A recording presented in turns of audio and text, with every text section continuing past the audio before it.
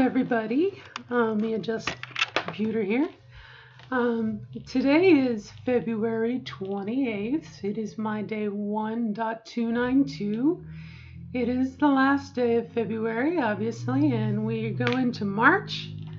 And the countdown for me is 29 days, so I'm very happy. And I wanted to do another monologue. I think monologues are kind of becoming my favorite thing to read because they're very, very short.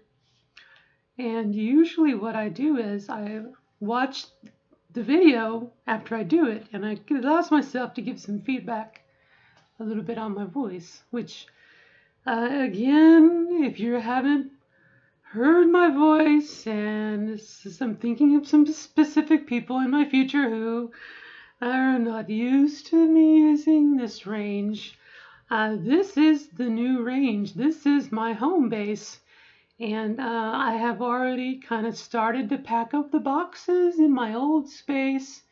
And I am using this voice more and more and more, okay?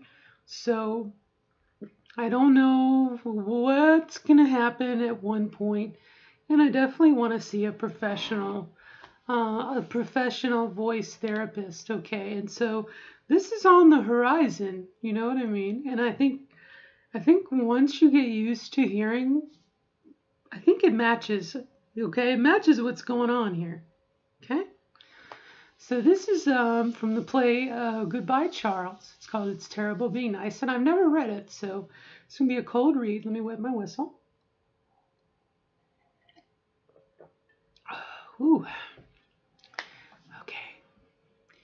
Don't do it.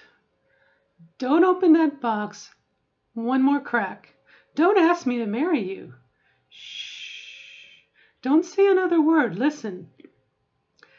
I can't let you do this to me. I mean, before I met you, I used to be such a bitch. I mean, seriously, everyone at work thought I was a huge bitch. No one actually liked me. Those people I introduced you to as my friends, they're not my friends. They're scared of me, or they were, before I met you. Before you, I never said please or thank you at restaurants. I never smiled or laughed at anyone's jokes but my own. I never used to tip more than 10%. I was quick with insults. I always had a cruel word. I was cold, cross, crass, and falsely compassionate. But since being with you, I've begun to feel warm inside, fuzzy, and I find myself wanting to stroll in the park and whistle. I've had these thoughts, these urges to donate to charities and help out in soup kitchens and hug people. Since being with you, I've given nearly $10 to homeless folks, helped 3 old ladies cross the street, and bought one of my so-called friends a present at full price, and it was something I knew she'd like. Don't you see? Don't you see that you've made me nice? And that's what really scares me, is that you'll open that little box and ask me to marry you. And I'll just nicely say yes, and then I'll have to be nice for the rest of my life. I'll be singing Kumbaya for the rest of my days. I'll give back to the community, to the Salvation Army, to the Make-A-Wish Foundation, and I'll do it anonymously.